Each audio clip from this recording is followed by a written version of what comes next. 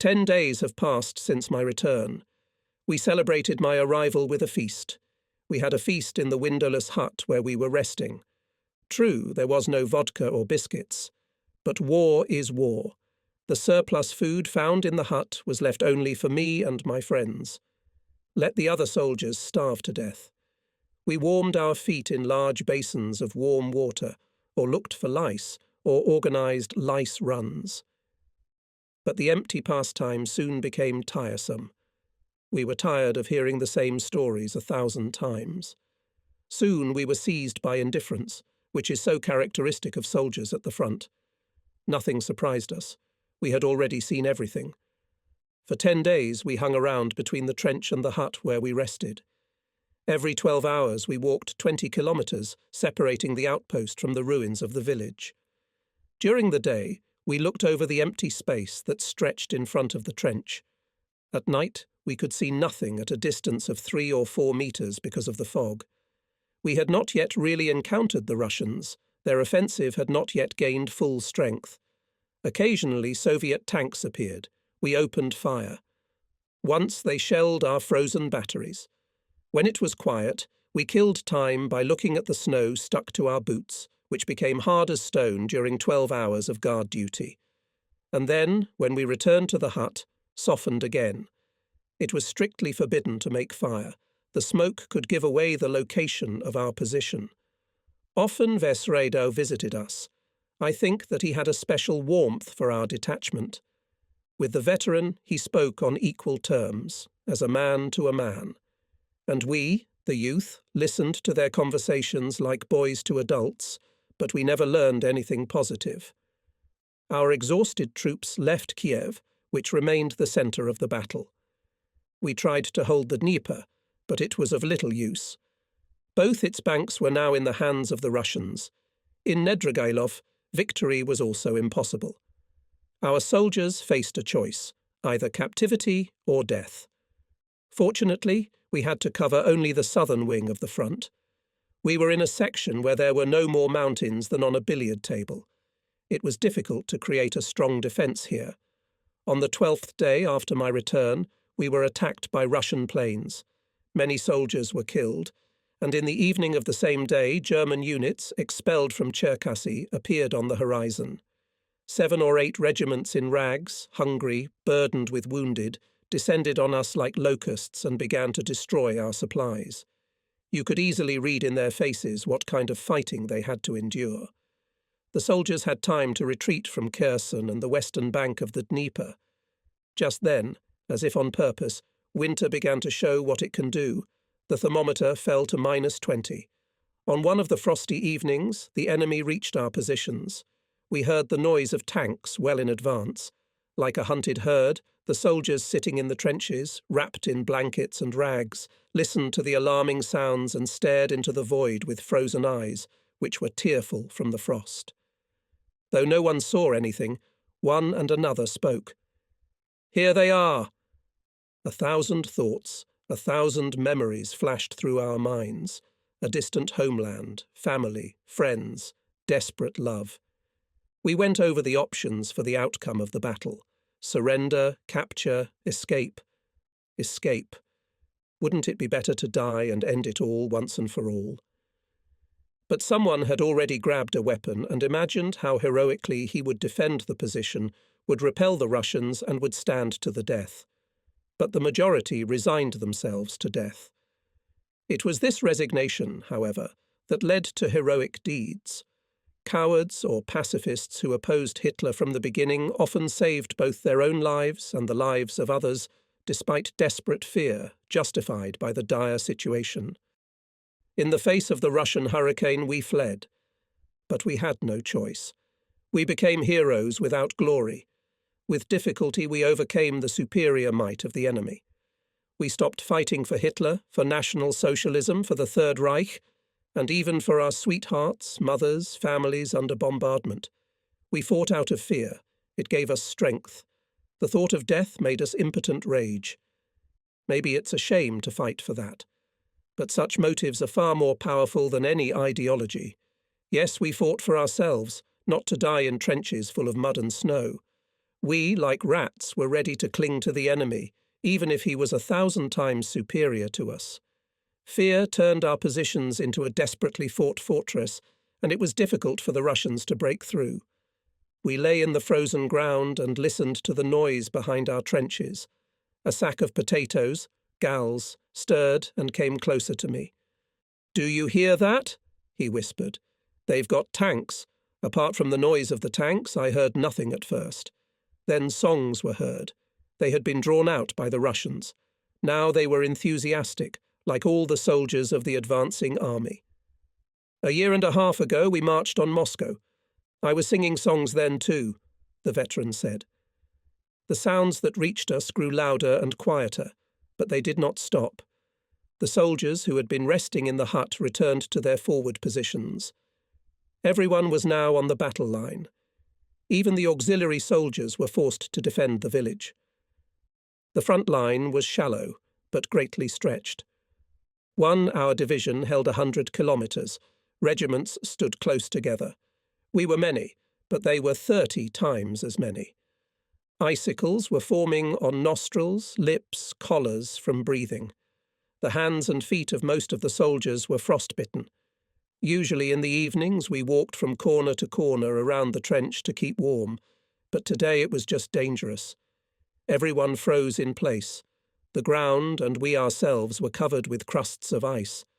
From time to time we had to warm our weapons. When we touched the icy metal, it was like an electric shock. The Russian troops to the east were silent. We could only hear the engines murmuring. From time to time we heard the death rattle of a horse. We were desperate for sleep. For 5-10 minutes we fell into slumber without closing our eyes. Then we came back to reality. We waited for dawn. At this time, people and animals often die of frost. The Russians were in no hurry. A whole day had passed since we heard the first sounds, but nothing had happened. Their counterattack would most likely have resulted in victory. We were ordered not to retreat. Each man was to have 4 hours duty in the front line and 4 hours rest. This kept the minimum number of soldiers in position. Many fell asleep at the guns, but suddenly woke up, pushed by their comrades. We were losing the sick and wounded. They went to the hospital on foot or on horseback, and no reinforcements were coming. "Like a trap," the veteran said. At dusk we found Lindbergh. He was standing there without pants. He'd gone to a latrine nearby and was so cold he couldn't walk. When we saw him, he was crying like a baby. He wouldn't have lasted much longer. By the next morning, the Russians still hadn't moved to attack. We were getting more and more nervous. An airplane flew by and dropped 4 sacks of mail. I got 4 letters, 2 from my parents and 2 from Paula. They were all way late. The letters from France were a month late at all. I eagerly read the lines of Paula's letter. She had nothing good to report. She had been sent to a factory 60 kilometres from Berlin. It had become impossible to live in the capital. The parents' letter caused only irritation. My father, as always, limited himself to 2 lines, and my mother's pitiful tone made me furious. I told Wiener about it, to which he replied, "That's all the French are capable of complaining." I realized from my mother's letter that she had no idea what was happening to me. Poor thing asked me to take care of myself, not to get into trouble, to follow all orders and not to take senseless risks. I didn't even know what to think after reading such advice. I took my eyes off the letter and turned them to the white snowdrifts, from which the danger was coming. The letters I read did not inspire the soldiers. One or the other learned of the death of a close relative or friend in a bombing raid. "This mail is a nuisance," said a lanky fellow. He looked at his friend, who was sobbing like a child. In the afternoon, a blizzard began. We sent several squads to scout. The commanders got tired of waiting. They decided to provoke the enemy. We heard some shots, then the scouts returned. They reported that they saw the Russians have a lot of different equipment. Before nightfall, my comrades and I were awakened. With beating hearts, we took up forward positions. Apparently, through the snowstorm, tanks were preparing to march on us. The frozen ground shook underfoot from the tracks. The soldiers standing at the anti-tank guns did not take their eyes off the telescopic sights, which had to be constantly wiped. Several anti-tank trenches were dug, but they were too few. We knew, if the tanks came through, we were finished. Everyone prepared anti-tank grenades. Olensheim, Ballers, Freiwitz and others were preparing to fire a large-caliber machine gun. Snowfall blinded the eyes. To the north opened fire self-propelled machine gun. The rumble of the tanks was unusually loud, but they themselves were still not visible. To the north the battle had already begun. Despite the fact that a snowstorm had begun and it was getting dark, flashes constantly lit up the sky. From the short bursts of anti-tank guns there was an unusual muffled echo. Now the tanks appeared. They were coming at full speed. We counted 5 vehicles. They were running parallel to our line of defence. The anti-tank brigade was already firing. Wiener calmly put the muzzle of the machine gun in his shoulder. The muzzles of the tank's guns were pointed at us. 5 shells left traces on the T-34, but the tank was not seriously damaged and was coming straight at us. It had already come to a distance of 10 metres when an anti-tank shell hit the turret. Thick black smoke fell and began to drift on the ground. The hatches opened. We heard screams and groans. Soon they were drowned out by a powerful explosion. The tank was blown to pieces. The remains of human bodies scattered in all directions. But we didn't shout, "Hurrah!" From our position came only the barking of machine guns. A shell hit the second tank, and smoke billowed from it too. The tape ran through my fingers. We shot the crew of the stopped tank without pity.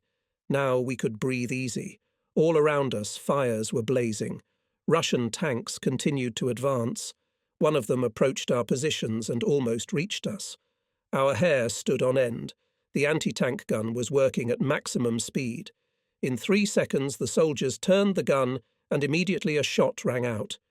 The engine of the tank stalled, 2 bright flashes appeared on the right, and there was a huge explosion.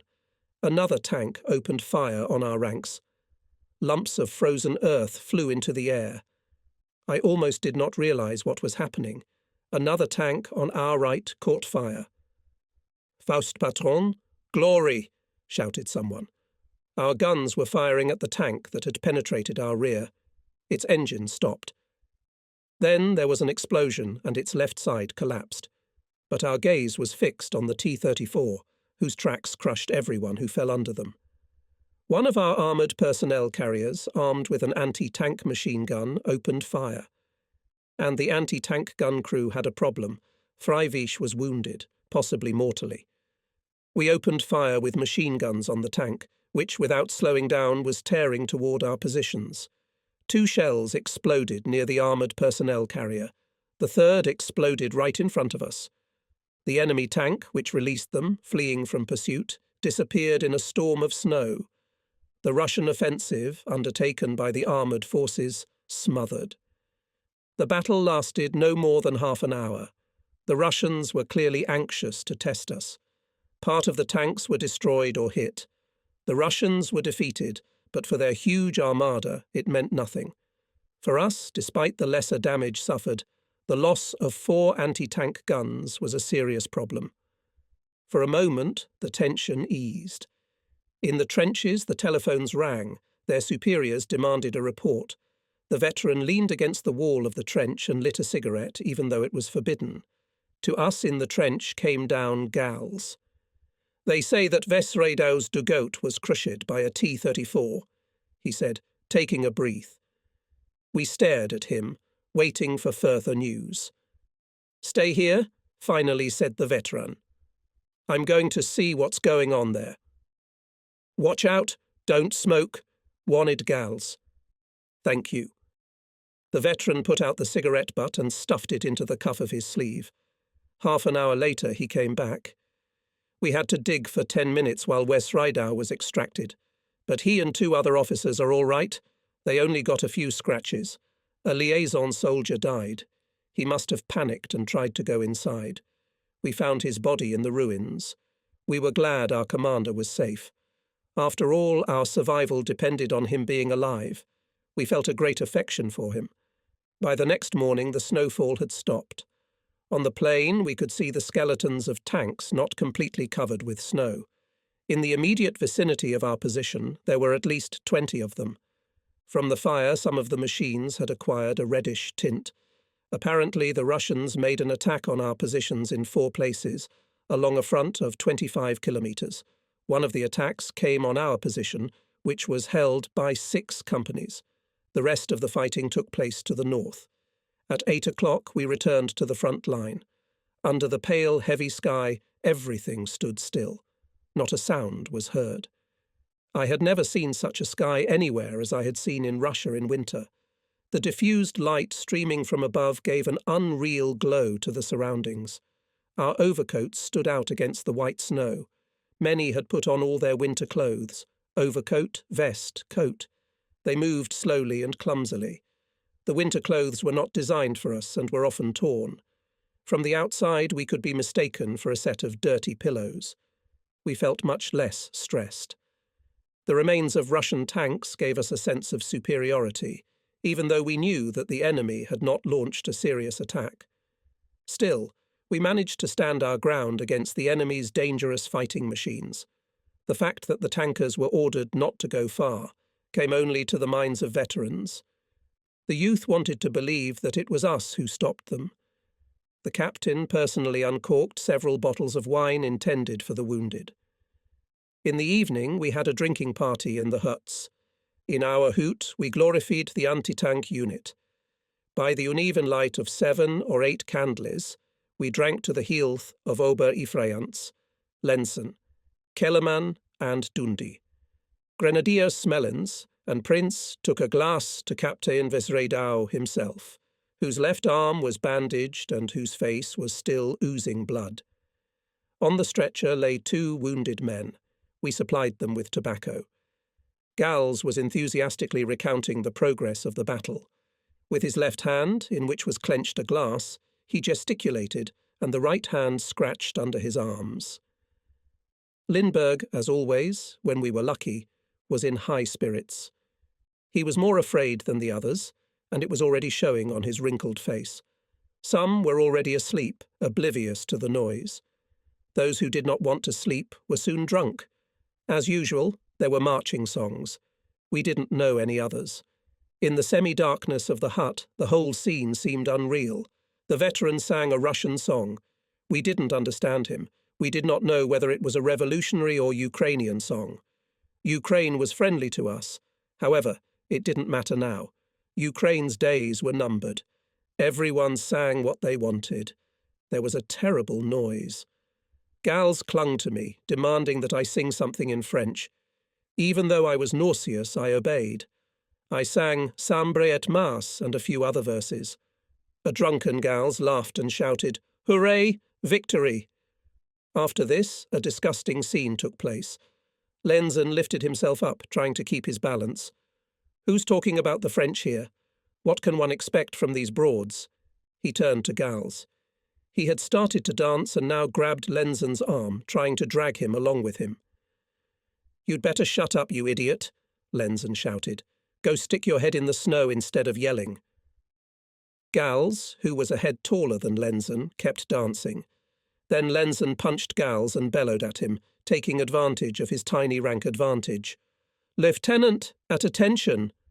What do you think you are? And you're the one who's shutting me up?" Gals stopped dancing and looked angrily at Lenzen. "Stand still," he shouted, "or you'll be sorry." "You forgot about Sayer." Gals pointed at me. "He's half French. He's lived in France all his life. In fact, the French are on our side. Gals obviously read the same reports I did." "You're a fool. What makes you think that?" "But it's true." Someone else intervened. "I read it myself in the Ostfront. I didn't know who to look at." "Come to your senses, you idiot. So what if those suckers come to our aid? What good are they? Anyone who thinks otherwise is no better, and our dark-haired Southerners are only capable of singing their love songs to the guitar." Lenzen was referring to the eternal feud between South Germany and Prussia. "Lenzen," I said, "you forget, my mother grew up on the outskirts of Berlin." So you have to make a choice. Either you're German, like the rest of us, or you're a frogman. I was about to say that I didn't have much to choose from, but Lenzen didn't let me continue. In Poland, even in Chemnitz, they asked you to make a choice, I remember.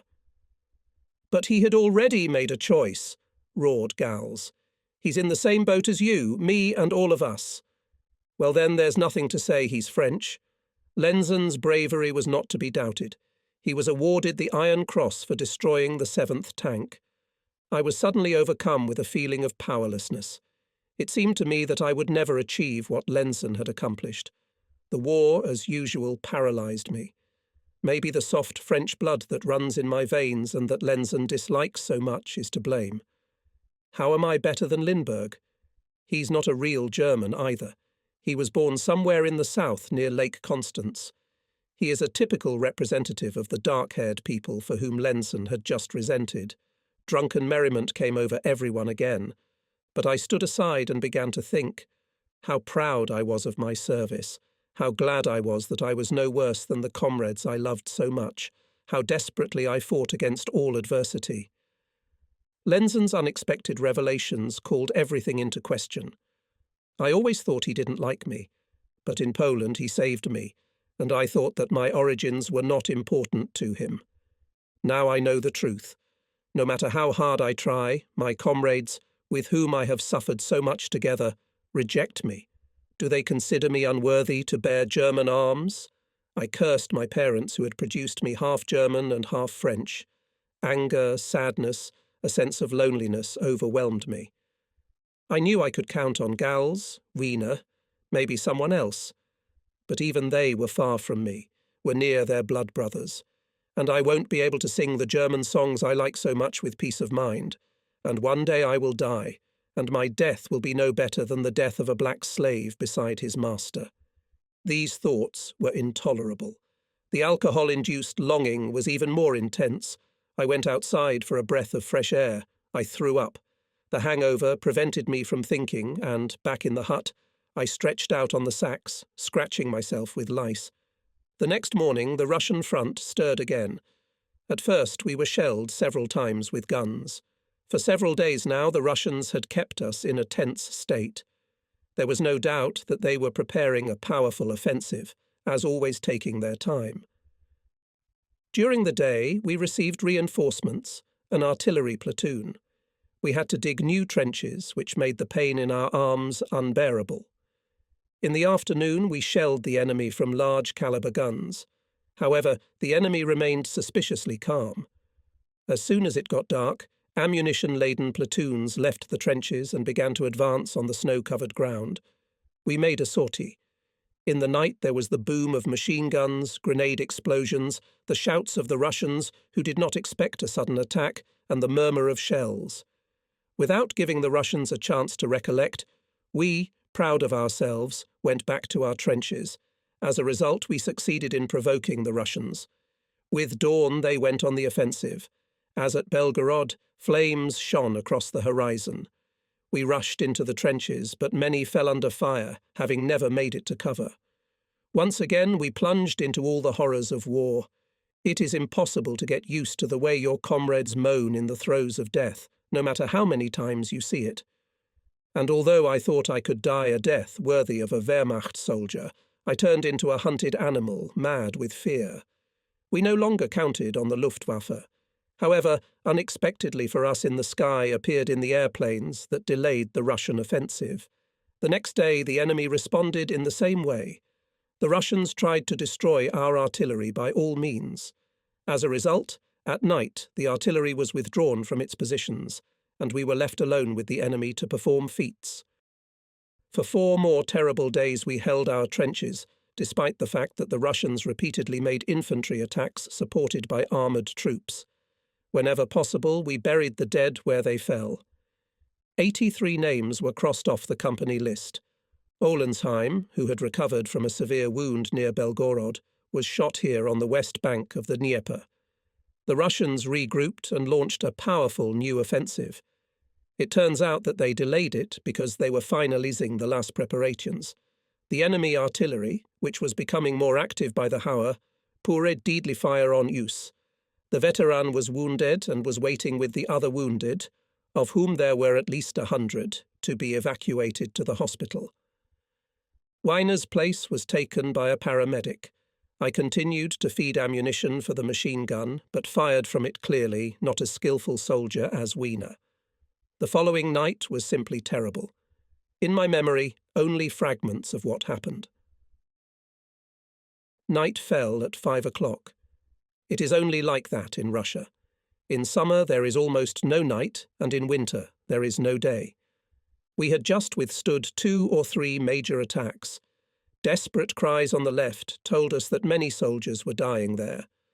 Having emptied 5 magazines, I tried to keep warm by gripping the warm muzzle of the machine gun with my hand.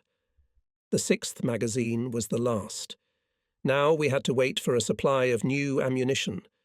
The darkness was cut through relentlessly by the flashes of thousands of Russian shells.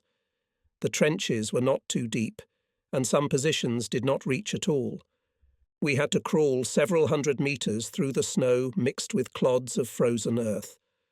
From time to time, soldiers came to us, jumping from one crater to another. They were bringing shells for a 50mm anti-aircraft gun, but one day they were all hit by a shell. We never heard the screams.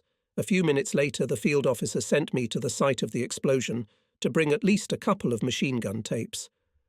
No sooner had I reached the spot than there were shouts of "Hurrah!" from the Russians, and then grenades and anti-aircraft shells rained down on us. I threw myself down on the ground. Beside me lay the bodies of comrades killed a few minutes ago, and the ammunition I had been sent for was nowhere to be seen. There was the rumble of a tank. Around me the darkness was cut through by bright flashes and pink and yellow explosions.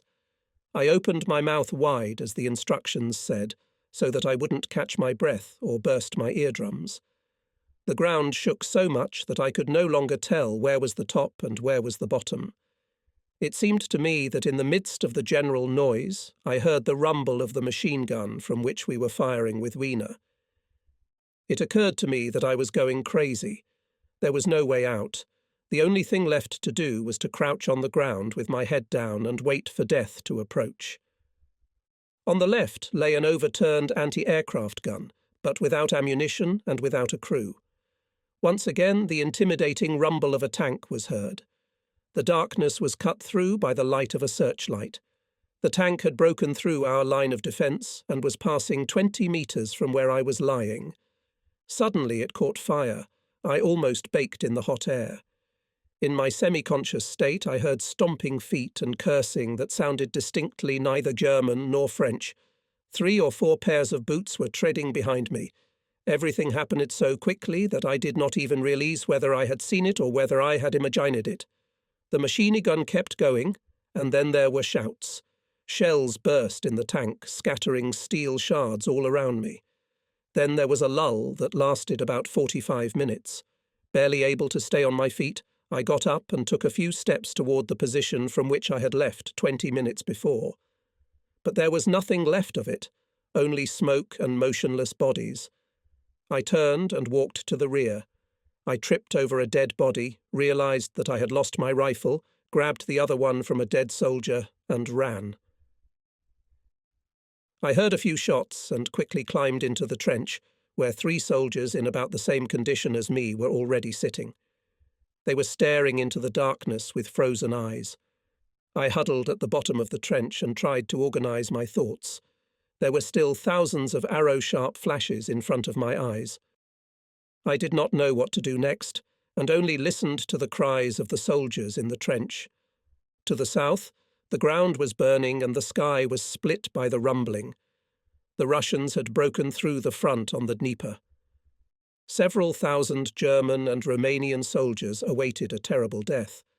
About 20 regiments could not withdraw in time and laid down their arms. Their only reward awaited them, captivity. But for the rest, the war continued. I decided to get out of the trench I had climbed into. Bending down, I ran with all my legs to other positions where soldiers were bandaging their comrade. Someone greeted me. "Sayer, where did you come from?" There was a rumbling sound in my head.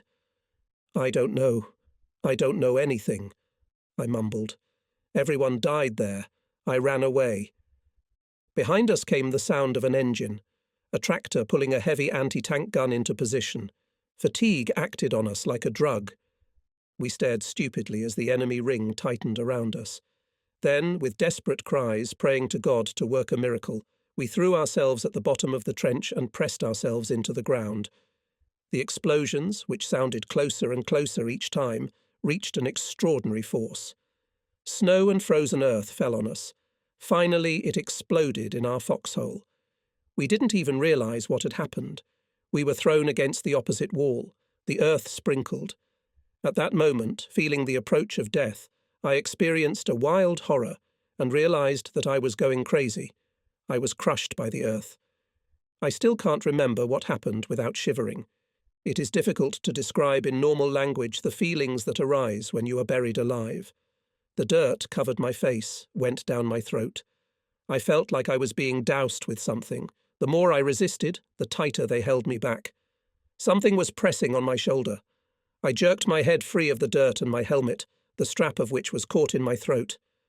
Desperate thoughts flashed through my mind.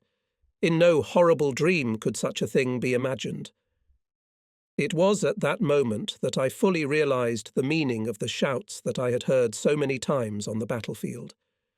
I understood the meaning of the marching songs that glorified the soldier who dies the death of a hero. Suddenly, dark thoughts come over him. We marched side by side, like brothers, and now he's lying in the mud. My heart is torn with grief. My heart is torn with grief. I realize again how hard it is to see a comrade die, almost as hard as dying myself. During the night, the Russians made 9 unsuccessful attempts to break through our lines. Try 1 or 2 more times, and their advance would have succeeded. For 20 minutes, I, with difficulty getting out of the rubbly, watched as the barrage of fire destroyed our rear, the remains of the village, and 700 men in our regiment alone, whose strength at the beginning of the battle was 2,800 men. Nearby in a pool of blood lay 2 soldiers. The dying man was buried under a whole metre of earth. He could only hope for a miracle. Another wounded soldier groaned in pain. He was covered with earth almost as much as I was. I freed him as quickly as I could and helped him to the rear. On the way, I spotted a rifle and picked it up again. The rest of the night involved a lot of problem-solving. All the odds were against us, and the stakes were one: life. At dawn, in the first rays of the winter day, the front quieted down. The remnants of our regiment gathered. Above the snow-covered plain, dotted with shell craters and corpses, a steely smoke was curling. Those of the wounded, who had not yet frozen to death, were moaning. Their groans resembled the howling of the wind on the roof of a hut in a lost village in the middle of the steppe. Squads were organized to help the orderlies. As usual, the Russians gave us the opportunity to engage in rescuing the wounded. The enemy soldiers were for the most part left on the spot. In connection with the retreat in our army reigned disorder. There was almost no opportunity to take care of thousands of wounded, the number of which was constantly increasing. And the Russians had no hope for us. While the medics were tending to the wounded, a dozen soldiers gathered in the dugout behind the ruined huts where we had slept before. Captain Vesredau, who had just arrived, was among them. Despite the foreboding of disaster, we greeted our friends with joy. Gals, Lenzen, Lindbergh all survived. I was helping a corporal bandage a badly burned hand when Vesredau announced the retreat. He sent us to help the officers count the company and regroup. At dawn, we were to march out. I went with Lenzen to find the remnants of his platoon. The Russians had suffered too, and were now licking their wounds, preparing for a new offensive to crush the remnants of our front. But so far, there was no sign of danger on this cloudy December day. Lenzen couldn't understand what had happened to me. He was amazed that I had survived at all. I explained to him that I didn't understand anything, but he wasn't interested in my opinion. He came up with his own version of what had happened. The warm winter clothes were gone. All that was left was my overcoat. While running away, I picked up a rifle. It turned out to be Russian. Everything made sense to Lenzen. The Russians had attacked the position where I was, but they just didn't see me or thought I was dead. Ameli ensued. I managed to snatch the Russian's rifle and, shooting back, made my way to my men. "You just can't come to your senses," Lenzen insisted. "It's all right, you'll remember later. I don't see any other explanation." Lenzen's version, of course, suited me just fine. I myself remember only the flashes and rumbling, which completely deafened and blinded me. I could no longer distinguish between west and east, between up and down. Perhaps Lenzen was trying to make amends for the night before. At dusk, which came shortly after noon, the German army left the second front on the Dnieper. The main forces of the Russian army was on the offensive against the German and Romanian troops concentrated to the south. Our units were given the opportunity to withdraw from the occupied positions. Everything that could not be taken away with them had to be abandoned. Regiments of the Greater Germany, half of which were on foot, went on the road. We prayed for one thing, that the heavens would at least briefly hold back the deadly rain that the enemy would surely begin to pour on us. The experience of the previous day prevented us from reacting adequately to what was happening. We looked at everything with frozen eyes, as if we had been drugged. An officer was speaking in front of us, either with a speech or a report, but we heard nothing. We looked up at the sky to avoid thinking about the earth that sustained human life. Either an explosion or a field officer's whistle could have brought us out of lethargy. But at least a semblance of order was maintained in this sector. We, too, tried to regain at least a little of our former strength and morale. The Russians were advancing southward with such fierceness that Romanian territory was enemy territory as well. Soon we would be fighting in Hungary and reach Budapest. The officer continued to razzle-dazzle. He talked about a counter-offensive, the need to seize the initiative, to regroup. He even mentioned the word victory, although it had long since lost all meaning for us. We had not accepted the inevitability of defeat, but we had already realized that it was impossible to win. We knew that we would be required to make every effort to defend ourselves, but we also understood that we would not be able to stop the enemy at the German border. Despite this, we were not going to surrender. Those who survived did not want to accept the facts. Then, although we were very determined, we were in no condition to fight. We needed some rest. "General Friesener has re-established the southern front," the officer rumbled. "Our regiments will be reformed and reinforced with significant reserves. The enemy must not go any further, and you will stop him. We were divided into platoons, companies and regiments and loaded into cars. Gasoline was still available. The Great Germany units were sent to the north, which we were surprised at, because the main parts of the division were fighting with Army Group Centre. Some companies had already fought with Army Group North. We reached the train, standing on a single track. It was covered by a pine forest. There was no station. We rode in a variety of cars. The platoon I was in was loaded on an open platform, exactly as I had already arrived from Poland to Russia. Today, Russia was no longer to be feared. The Germans had long ago been driven out of it. We were heading north. We moved cautiously, fearing mined roads and bombing. We reached Lodz by train. We stayed there for 30 hours. The front line was close by. As in all border towns, Lodz was full of troops and was also regrouping. From the regimental list, a quarter, then a third, and even half of the names were crossed off. All of them were killed or missing. In Lodz there was a Greater Germany assembly point set up in a candy store. All the counters and goods were pulled out of there. On the door of the gatekeeper's room hung a sign with the image of a white helmet on a black background, the emblem of the regiment. Sentries stood on either side of the door. "Here we are," said Lenzen. "Welcome back to the Great Germany." For an hour and a half we wandered around the city, from which all the civilians had left, to find this house. Lieutenant Vollers handed the officer a list of the soldiers with him.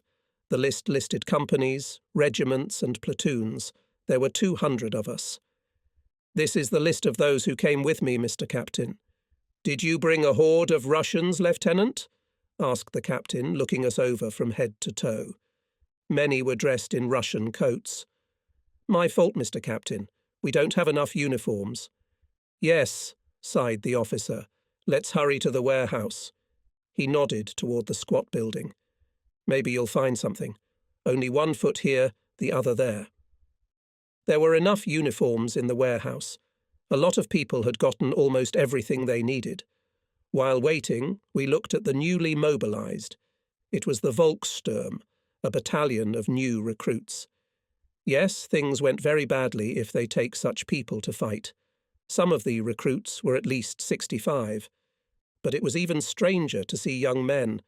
To us, who had been through so much at the age of 18, 19, 20, the young reinforcements seemed to be young men, but not teenagers. Here, on the other hand, we were faced with real children. The oldest was 16 years old, but there were some who were clearly no more than 13. They were dressed in worn-out uniforms meant for men, and on their shoulders they carried rifles hardly larger than themselves. The scene was both comic and tragic. They had an anxious expression in their eyes, but they did not yet know where they had been thrown. Some were laughing, oblivious to the rigours of the discipline they had been taught for 3 weeks now. Some had satchels. Instead of textbooks, they contained food and clothes carefully stocked by their mothers. Some were selling candied sweets, the kind of candy that was on cards for those under 13. The old men walking beside them looked at them with uncomprehending eyes. What would become of them? Where would they be sent? The questions remained unanswered. Did the command expect to stop the Red Army with their help? Would total war swallow them up? Are the Germans heroes, or have they gone completely insane? Who will appreciate such self-sacrifice? We stood in silence and watched the recruits' childhood end, and we were powerless to help them. A few hours later, we were brought to the assembly point in Medau. Here was a large part of our division, which had separated from us in the south. Even our regiment was there. We saw the familiar faces of the officers and were surprised to see how powerful great Germany was. Our mood improved because no one wanted to accept the inevitability of collapse. We had to look for the lesser evil, either bloody battles or captivity, or simply the end. The gaps left in the division were now filled by young recruits. Among the old acquaintances, we were surprised to see Werner, a veteran. He was no less surprised than we were to learn that we were still alive. "We can't part," he exclaimed. "When I left you at the second front on the Dnieper, the future seemed so bleak. I never thought I would see any of you again." "Many died," said Vollers. "It can't be helped. War." We informed Weiner of the death of Vesredau and Frösch, and he gave us the names of others who were no longer with us. We asked Weiner if he knew anything about Germany, how the civilians lived there. We all had someone to worry about. We listened to him with bated breath. "I was in the hospital in Kenzie, in Poland," he said. "I lost so much blood that for 2 days they couldn't do anything about me. I never thought I had so much life in me. It's so easy to take your last breath and fall down the hole." But it wasn't. For 10 days I moaned. The first 2 days were particularly bad. I got some kind of disease, and then they had a lot of trouble with me. But I'm here now, and I'm looking forward to another goddamn fight. Now I'm sick from the damp. It turns out I've got rheumatism, and that's incurable, you old joker. "But you should have been given a vacation." "Yes, gals, I was in Germany. I've been to Frankfurt, not the one on the Main, but on the Oder. I could have gone deeper, but why? They put us in a girls' school, only there were no girls there. They wouldn't let us eat. Well, at least they left us alone. By the way, have you noticed I'm missing an ear?" He had a sardonic grin on his face. When we looked, we saw that he had indeed lost his right ear. There was a pink scar that looked like it was about to burst. But many were missing some body part. We didn't pay attention to such details anymore. "Yes," said the prince. "You look like a dead man from this side." The veteran smirked. "You're so used to talking to dead people that now you see them everywhere." Enough talk, Zolma intervened. Better tell me, how is it in Germany? Well, how to say? There was silence. It lasted for ages. How is life in Frankfurt? Feldfebel Sperlowski pushed us out of the way and squeezed in closer. Frankfurt was his hometown. His family was probably stationed there. The veteran lowered his head. He was immersed in memories. The school was on the east bank of the Oder, on a hill. From there you could see half the city. Everything was grey, the colour of dead trees. Here and there, walls blackened by the fire. People lived like infantrymen in a trench. Sperlowski's face twitched. His voice trembled. And our fighters, artillery, isn't the air defence active? Yes, of course. But what's the use? Don't worry, Sperlowski, said Wollers. Your family was evacuated long ago. No, shouted Sperlowski. His wife wrote that she was taken for defence work, so she stayed in the city. She has no right to leave. Wiener understood how his words affected us. We were expecting good news, but he didn't care. There is a war of all against all, he repeated like a robot. No one and nothing will be spared. German soldiers must be ready for anything. Shocked Sperlowski stepped back. He staggered as if drunk. German soldiers must be prepared for everything in this world. After all, we created it ourselves. We are only suited for this world. There's no place for us in any other world. Lenzen stood frozen and listened with a stony expression. Is it like that in all cities? He asked. He must have been thinking of his own town. I wouldn't know. The veteran dismissed him. In the war, you can't get away with anything. You know how to lighten the mood. Gals did not hide his annoyance. You wanted to hear the truth, not fairy tales. I felt like I was wading through fog and ruins. I knew I wouldn't survive another disappointment. Of course, my first thought was of Paula.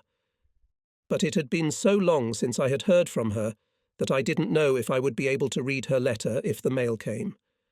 So much bad news was reaching me that I had lost the ability to feel it. Just like a barrel filled to the brim with rainwater. Bring all the rivers in the world to it. It can't hold more water than it has. Here we are in the third winter of war. And the older ones, the fifth or even the sixth. And back on the road again. At night we drove without light, fearing Russian airplanes, which occupied bases in Poland. They were especially active during the day. We passed through Prussia, Lithuania, Courland, where the remnants of several German divisions continued to fight. In the darkness and fog, we could see streams of people making their way on foot. At first, we took them for infantrymen, but soon realized that we were facing civilians. We could easily imagine their condition. We crossed the Prussian border. We reached the homeland of Lenzen and Smellens. Lenzen stood up and peered over the railroad car fence. The others were not too interested in the landscape. It wasn't much different from the Polish landscape. Only there were more ponds, but everywhere else was just forest. I wish you were here at Christmas. Lenzen sighed and smiled. Now it is impossible to appreciate the beauty of this place. But the beauty didn't interest us too much. Lenzen spoke again. Wake up! You're in Germany! He exclaimed. Think how long you have waited for this moment. In East Germany, Wiener remarked. Almost at the front. I don't know if you realize where we're going. I have a compass. We're heading northeast, and that's not good enough. Lenzen even blushed with rage. You suckers! That's the kind of defeatists we suffer from. Underneath it all, you've already lost the war. You're just forced to fight, so you fight. Shut up. There were 5 or 6 voices. If they want us to win the war, they can treat us like normal soldiers. All you guys can do is cry. I don't see anything else. From Voronezh on, the war was already lost for you. Why isn't it? Gals asked. You still have to fight, I tell you that. You have no choice. There is no way out. The veteran stood up. Yes, Lenzen. We will go into battle. We, like you, cannot bear defeat. We really have no choice. I certainly don't. I've become part of this machine, and I can't do otherwise. I've been fighting for too long." We looked at Wiener in surprise. We thought he was used to everything. And now he says it's worth living for something that has cost him so much. Lenzen didn't stop. And we thought about the future the veteran had pictured for us. For me, a Frenchman, Prussia seemed so far away, so unnecessary. But Wiener also spoke of what I had fought for. Despite everything, I felt in solidarity with him. The fighting was getting bloodier and bloodier, and in such circumstances we had to unite. I was part of the regiment and thought without much pity about the possibility of my death. Death would end the fears of the past, present and future that overpowered me. There was a sort of fog in my mind. No, not joy, but a sense that I had finally come to realize my destiny. I wonder if this is what my comrades think. I don't know, but everyone seemed to be experiencing something similar. For several hours we travelled at a slow speed. Finally the train stopped. It was a misty grey morning. We walked to the wooden structures, the sight of which reminded us of the recently lost shelves. We were given an hour of rest, a cup of hot water with soy grains. "Think about it. Somebody volunteered for the army, hoping to be fed for free," said a soldier. "You can't find volunteers now," said another. "Now many people don't even dream of becoming an officer. They know that they won't even have time to get the epaulettes of a lieutenant. A bullet will catch them before they do." However, the bullet didn't catch someone. A major, probably the camp commander, spoke before us. "Soldiers of the Greater Germany Division, your arrival at your positions overwhelms us with joy. We know how bravely you fight and we are counting on you. The same feelings are felt by your comrades in arms who are fighting now in the Polish forests near our borders. Your arrival gives us new strength. We have before us the most difficult task, the defence of German and European freedom from the Bolsheviks. They want to take it away from us, and for this purpose they are ready to use the most extreme means. Today, more than ever before, we must act as one man. With your help, we will be able to withstand the Russian horde. Consider yourselves the pioneers of the European Revolution. Be proud that it is you who have been chosen for this most difficult task. I send you the congratulations of the Führer and the High Command. Transportation and food have been provided especially for you. I know that as long as a single German soldier is alive, no Bolshevik will be able to set foot on German soil. Heil Hitler!" We looked at the elegant officer in silence. That's what it turns out. We are so needed. "Heil Hitler!" Feldfebel realized that we were not going to respond in the prescribed manner, and repeated the call. "Heil Hitler!" rang out our throats. "Either I'm crazy," said Kellerman to himself, Pes, "or he hopes that we will raise his morale." "Shh, shh," said the prince. We were about to hear another speech. This time the captain spoke. "I have the honour," he said, "to take command of 2/3 of your regiment. Under my command you will go into battle." We understood what we were going to do, but we kept silent. The entire division will fight in the northern area. It will be divided into several areas in order to provide widespread resistance to the Russians, who have concentrated in the sector of large forces. I expect from you the highest heroism. We can't do without it. This is where we must stop the Russians.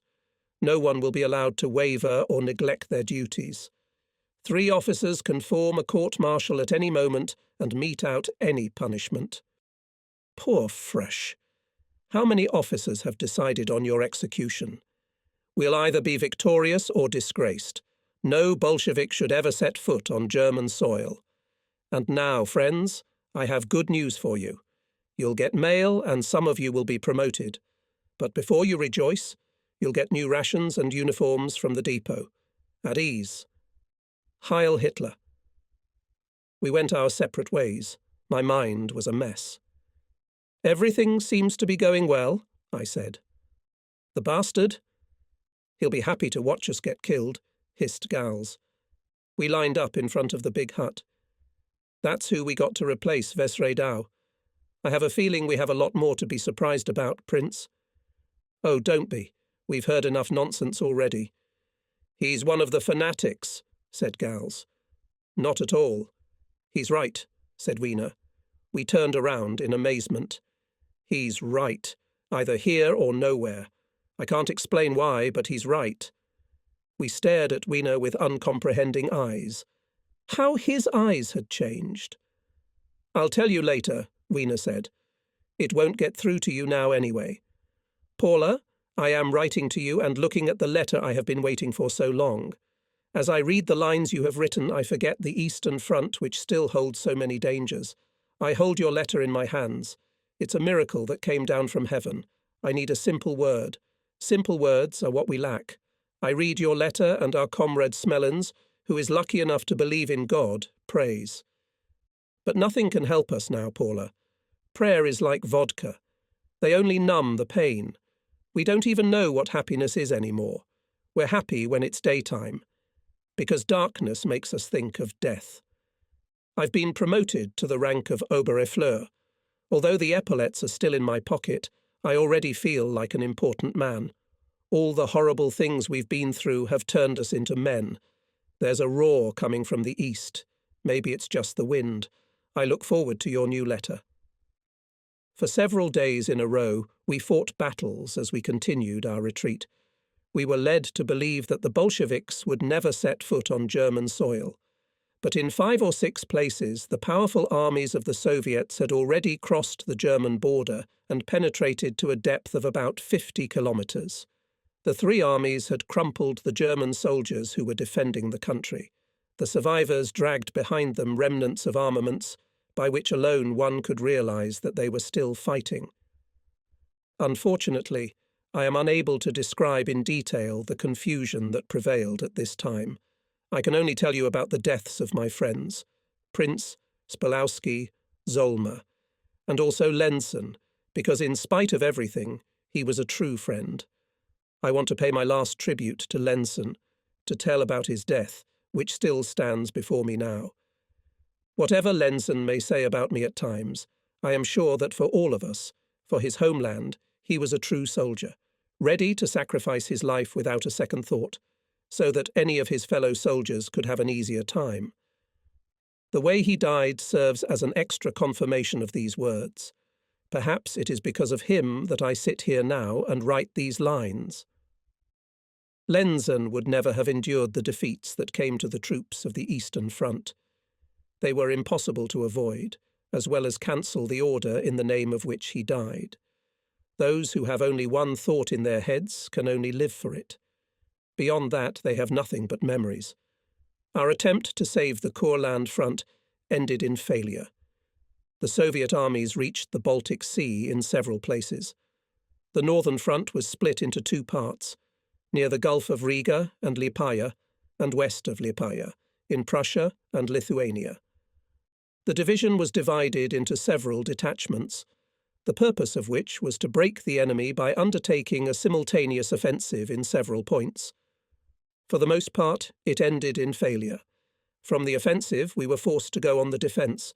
At this time, the division was trying to regroup in order to create a defensive front 60 kilometres to the northwest. Bad roads, fuel shortages, mud and bad communications slowed down an operation that under other conditions would have taken us almost no time at all. To top it all off, we suffered from enemy aviation. After each night raid, disorder reigned in our weakened ranks. Having received orders to retreat, the officers decided to divide us into small formations so that we would not be a convenient target for airplanes.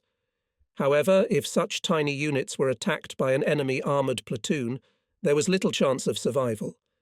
Under the circumstances described above, an incident occurred, after which we were almost written off as dead.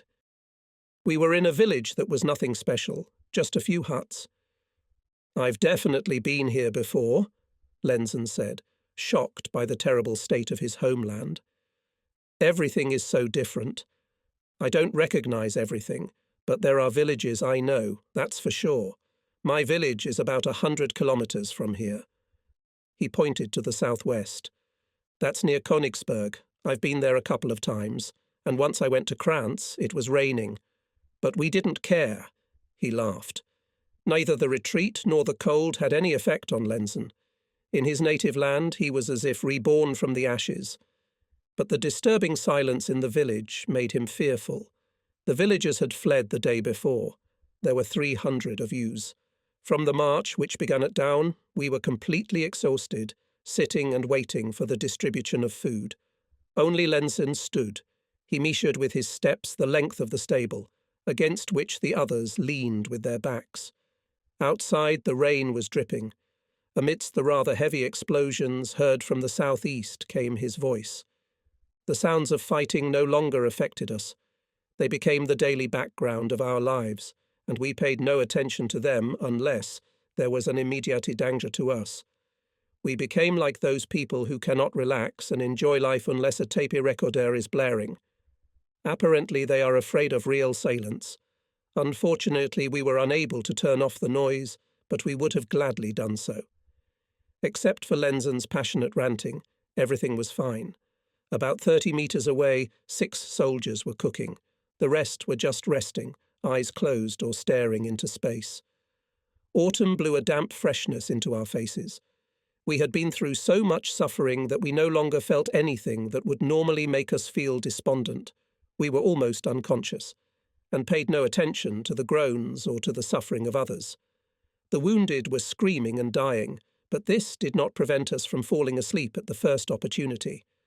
We were given food, sausages with soy puree sealed in cellophane, 1 for 2. Cold, obviously. During the retreat, those in charge of provisions had shown a miracle of dedication. They had collected so many old crumpled potatoes that it was enough to fill a motorcycle sidecar. Now they were being distributed to the soldiers. Suddenly 4 of our comrades jumped over the fence. They were running at full speed and waving their arms. "Ivan!" they shouted. We all, as one, rose from our seats. It became clear that in the next few moments we would face another battle. The expression of hunted animals froze on our faces. Those who had already had their portion of potatoes swallowed them. Lut Vollers joined us. His field radio, which he always kept close by, was transmitting an alarm. But we did not know the strength of the enemy. In a hurry, we put out patrols to see if we should resist or get away. 6 soldiers, those who were close to Vollers, were sent outside the camp. One of them was me. 2 other companies were sent in other directions. Like everyone else, I was not so lucky. It felt as if we had been deprived of sleep for some unpleasant duty. We went behind the stables, where we had been until a few minutes ago, and found ourselves on a lawn where old logs were lying around. We should not have underestimated the danger. Out of desperation, we both hated death and sought it at the same time.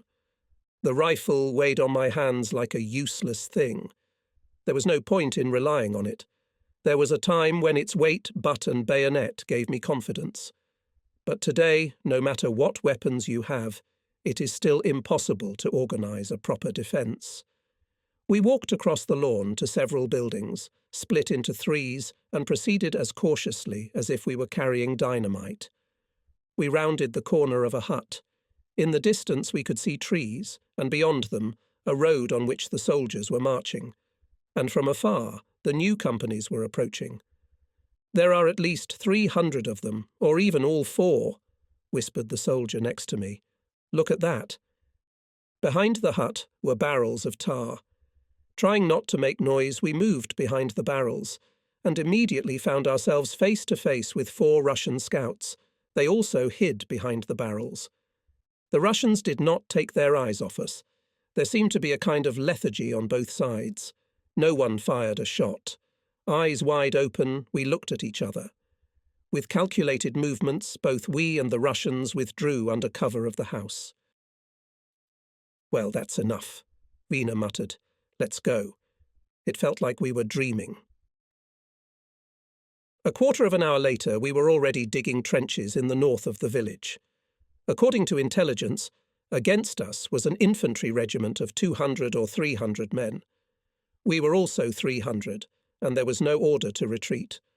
One after another hours of tense waiting flowed by. We were accustomed to the Russians being slow, but we knew very well what a fierce attack we were facing. Toward evening, the Russians cautiously, taking advantage of the twilight, approached the huts. Now their infantrymen were not eager to rush headlong into battle, as at Belgorod or on the Dnieper. The Soviet High Command ordered them to abandon senseless heroism. Despite the desire for revenge and to capture German cities as soon as possible, the Russians realized that resistance would be desperate. They pinned great hopes on tanks and aircraft, believing that they would more quickly finish off our small, poorly armed formations. On the German side, too, it was now rare to see soldiers going into senseless attacks to battle cries. The Bolsheviks also fought European style, using techniques adopted from us. However, we were not relieved. Our platoon opened fire on a Russian patrol approaching us. We left the anti-aircraft guns for later. There were not enough shells. It was the first clash. To those accustomed to firestorms, it seemed insignificant. If something like this had happened anywhere in Paris, an entire city district would have been depopulated, and the newspapers would have made mind-boggling headlines. Every time has its own laws. The Russians, under cover of darkness and fog, were closing in on our positions. The thought that they were about to appear in front of us made me homesick. What if this evening was the last in our lives? 2,000 kilometers travelled, blood and fear. Everything will come to a final end. Tonight might be the last night. We didn't know what to hope for. But the night passed quietly. From time to time, lights flashed. The Russians weren't in too much of a hurry. They watched us, and we watched them. I even managed to pine, although we had to guard continuously. Many others also slept. Only the frost prevented us from resting properly. The dawn came, and then heaven and earth trembled. Usually the rain muffled the sounds, but now we could clearly distinguish the movement of many tanks. The Russian infantry was calmly waiting for our destruction. We knew we were powerless against the tanks.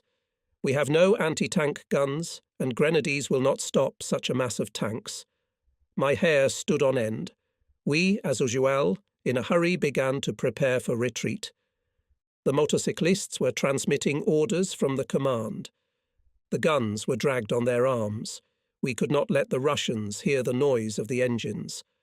The company withdrew in a silence worthy of being depicted in a Hollywood movie about Indians.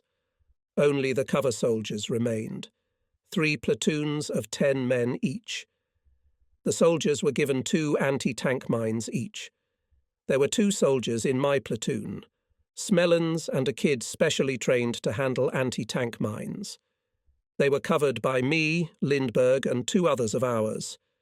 For the first time I was appointed commander. I was given responsibility for the lives of 5 comrades. In the second platoon, anti-tank mines had to put Lenzen. Each platoon had an anti-aircraft gun, a heavy, clumsy one. There were only 18 shells for all of them. With the best of luck, we could stop 18 of the 60 to 80 tanks that were approaching us. Realizing the hopelessness of our situation, we froze with fear.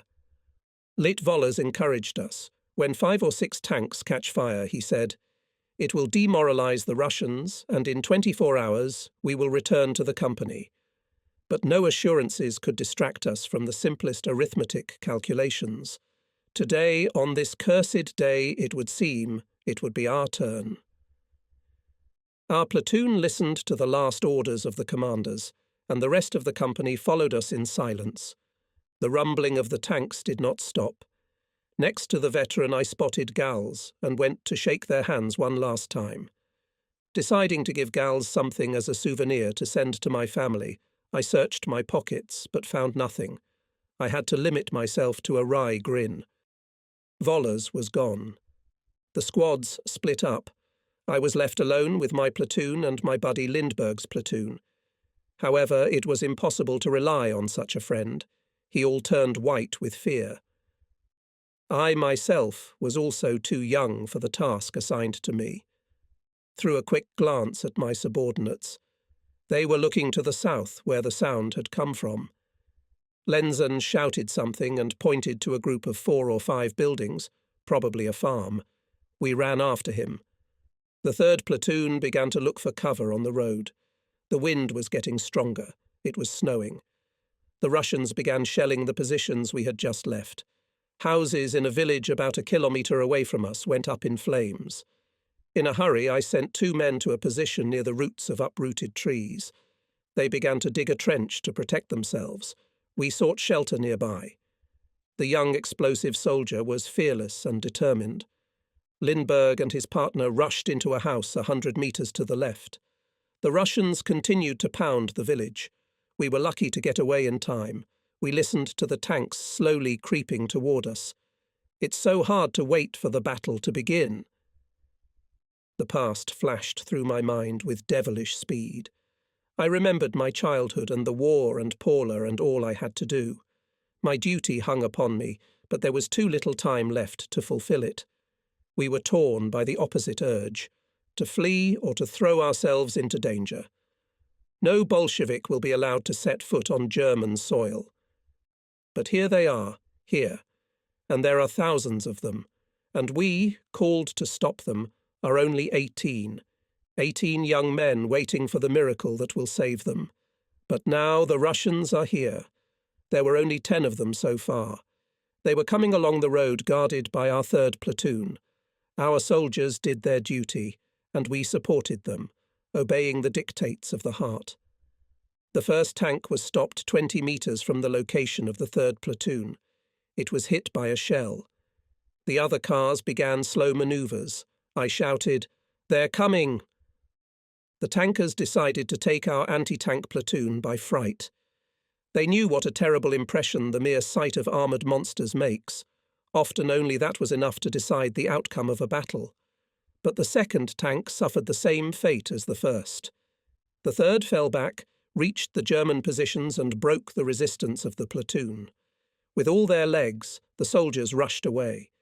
They tried to hide in the woods, began to climb the hill, but the tank chased them literally on their heels. There was no one left alive. On the road, which an hour ago went infantry now, rumbling, were advancing 10 or 12 tanks. But they were still too far away, and it was pointless to expect that we could stop them. 5 more tanks appeared. They were coming straight at the farm, ahead of which Lenzen's platoon was entrenched. Lenzen and his 2nd number opened fire on the tanks. Those were coming at a distance of 25 metres. They managed to hit 2 tanks. Explosions rumbled in the valley. The 3rd tank passed the wreckage of the first 2 and moved straight at us. Lenzen's guys fired a 3rd shot. They didn't hit the tank, but they almost killed us. In the hut that was next to it, a fire went up.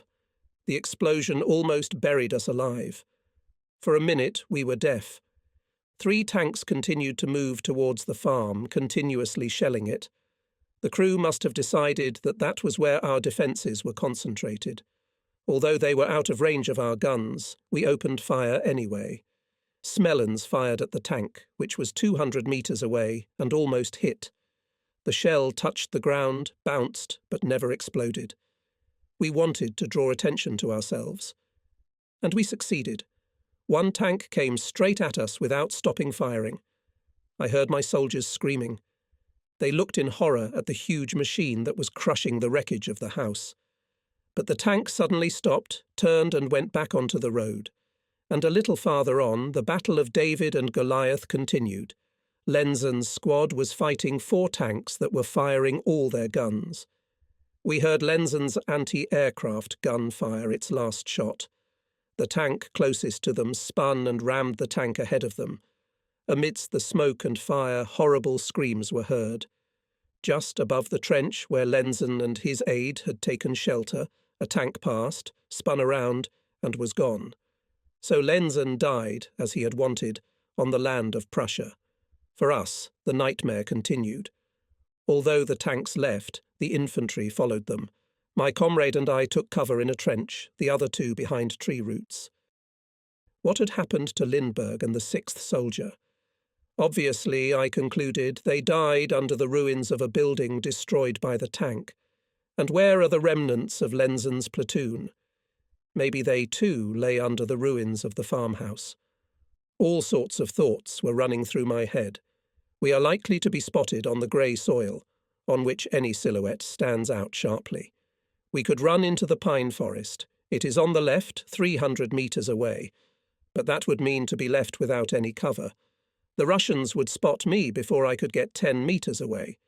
There was a lot of smoke, but I could hardly escape behind it. I thought only of myself and realised that I had fallen into a trap from which there was no way out. I was so sure of it that I ordered the soldier lying next to me to shoot me. He had the same thought and stared fearfully into my face. "No way," he said. "No way. You better kill me. Please." The situation was tragicomic. We looked at each other with resentment and tried to shift the responsibility onto the other. "We're going to die anyway, you bastard," I shouted. "Shoot me. That's an order." "No, no, I can't," he cried out in tears. "What, you're afraid to be alone?" "Yes. Aren't you afraid? Don't you realise there's no other way out?" From the north, already behind us, we heard the sounds of fighting. "The Russians must have overtaken our company," I said. We looked at each other in silence and motionlessness. What to say? Everything had been said long ago. Then 2 soldiers appeared, hiding behind the trees, and soon Lindbergh appeared. He was carrying a wounded man. Among the ruins of the farmhouse we noticed figures moving rapidly. Cautiously they went into the woods about 200 metres away from us. "Let's run there and us," Lindbergh begged. "The Russians are close by." "It's easy to say," I responded. "Look at that. We'll have to go through without any cover." It was hard to argue with that. Everyone looked from the woods at the edge of the village to me. If only I had had the courage at that moment to inspire the others with the idea of possible rescue. But I was unable to cope either with the circumstances or with the soldiers who expected me to make a decision. Lenzen's prophecy had come true. I was no commander, and my powerlessness was manifested right here, 100 metres away from the place where Lenzen had died. I tried to think of something, but the situation was hopeless. I knew that my comrades would make the decision for me, which was mine to make. Am I really just a coward? Am I no better than Lindbergh, who was afraid in the open, knowing how much we despised him for it? I cursed my life, which had become a series of nightmares. On that day, at the decisive moment, I had lost my nerve. I had failed to live up to my own and others' expectations. My head was wobbling, like a drunk's head when gaiety is replaced by despair. I was fully aware of what was happening, but the panic so paralysed me that I stopped thinking, and I'll never forgive myself for that. Time was running out, and it could have been used for the good of us all. Fear drove me into the abyss at the most crucial moment, in the midst of 5 soldiers on the verge of insanity. I no longer looked to see where the danger was coming from. I turned inward, but there I found only despair. We heard the rumble of a new group of tanks, the grinding of wheels, the rumble of engines. We were ready to scream with fear. Overcoming himself, Lindbergh stood up. He wanted to know what was going on. He had lost his rifle, but he didn't think about defending himself. A crazy thought was born in his head. He bent over the edge of the trench. He had grenades clutched in his hands. Again there was the rumble of large-caliber guns. And then a truck appeared from somewhere, and machine guns started talking. We stared at each other in silence, not believing our ears. We heard German speech. Someone looked into the trench. It was a German officer. Probably he thought we were all dead and went away. But in a couple of minutes we were pulled out by 2 tankers. The German troops did launch an offensive. It was led by 2 SS armoured regiments that hit the Russians in the rear and caused them heavy damage. We even took a village for a couple of days before another retreat began.